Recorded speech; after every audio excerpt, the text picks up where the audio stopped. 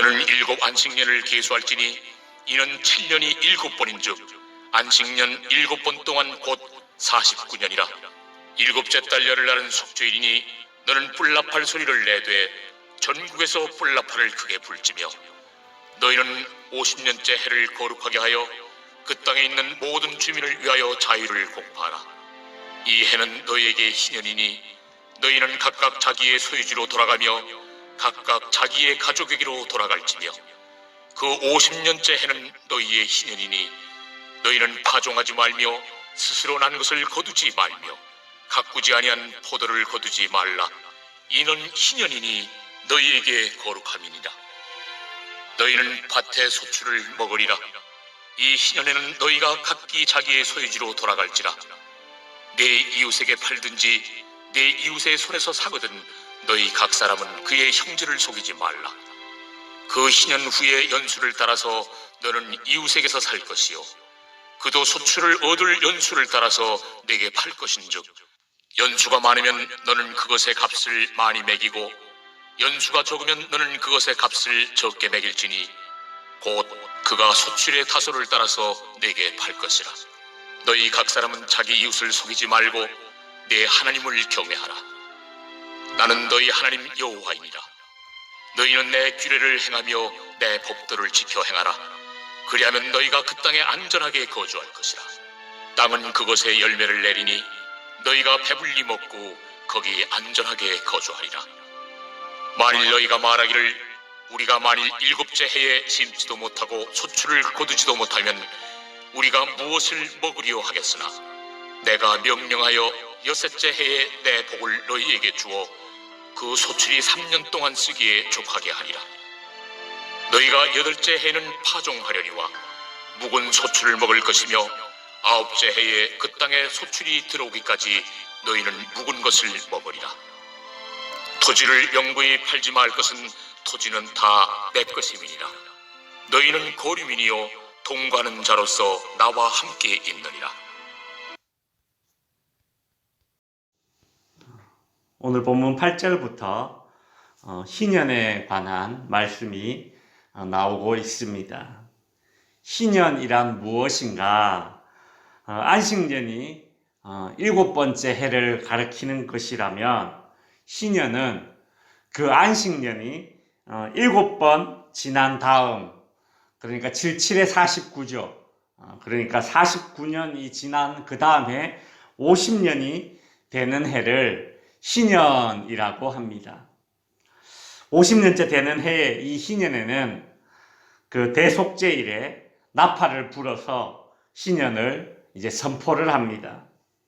희년은 단순히 일하지 않는 날, 그것에서 그치는 것이 아닙니다. 희년은 모든 것을 원래대로 되돌리는 그런 의미가 있는 날입니다. 그렇다면 무엇을 원래대로 되돌릴까요? 오늘 본문 13절에 보시면 희년에는 너희가 각기 자기의 소유지로 돌아갈지니라 라고 하고 있죠. 이스라엘 백성들은 이제 가나안 땅에 들어가면 지파별로 땅을 분배받게 되어 있습니다. 그렇게 분배받은 땅에 살다가 이런저런 이유로 땅을 팔게 될 수도 있습니다. 그러나 희년이 되면 그 땅은 원래 주인에게로 돌아갑니다. 이스라엘 백성들에게 땅을 판다라는 이 개념은 땅의 소유권을 넘기는 것이 아닙니다. 땅의 사용권을 넘기는 것입니다. 즉 우리로 치면 매매가 아니라 대여입니다. 전세, 집이라면 전세고 대여인 것이죠. 그러니까 땅을 판다라는 것은 땅을 매매한다는 개념이 아니라 그 땅을 빌려주는 개념입니다. 그렇게 땅을 빌려주고 희년이 되면 땅의 원래 주인에게 되돌려 주어야 하기 때문에 이스라엘에서 이 땅값은 어떻게 매겨지느냐, 희년이 앞으로 몇 년 남았는가에 따라서 땅값이 달라지겠죠. 희년이 한 40년 남아 있으면 당연히 땅값이 올라갑니다. 왜냐하면 그 40년간 그 땅을 사용할 수 있기 때문이죠. 그러나 신년이 한 3년밖에 안 남았다 그러면 당연히 땅값은 내려갈 수밖에 없습니다. 왜냐하면 3년밖에 사용하지 못하기 때문입니다. 신년이 얼마나 남았는가에 따라서 땅값이 달라지고 또 그 땅에서 얼마만큼 소출이 나오는가, 땅이 얼마나 좋은가에 따라서 이제 땅값이 매겨지는 것입니다. 하나님은 이스라엘 백성들에게 이처럼 땅을 거래할 때에 한 가지 원칙을 말씀해 주셨습니다. 오늘 본문 14절에 보시면 네 이웃에게 팔든지 네 이웃의 손에서 사거든 너희 각 사람은 그의 형제를 속이지 말라라고 하죠. 즉 매매할 때에 땅을 서로 사고 팔고 할 때에 이 중요한 원리는 무엇인가 하면 속이지 말라라는 것입니다. 오늘 본문 17절에서도 너희 각 사람은 자기 이웃을 속이지 말고 하나님을 경외하라 이렇게 말하고 있죠. 정직하게 매매하는 것, 이것이 하나님을 경외하는 것과 오늘 본문은 연결시키고 있습니다.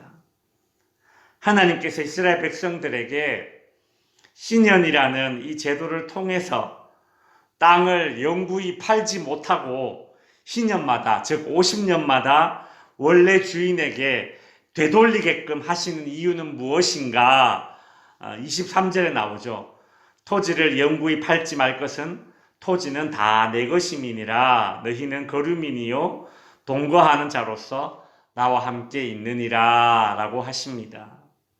하나님께서 이 땅을 창조하셨고 또 이스라엘 백성들에게 이 가나안 땅을 거저 주셨습니다.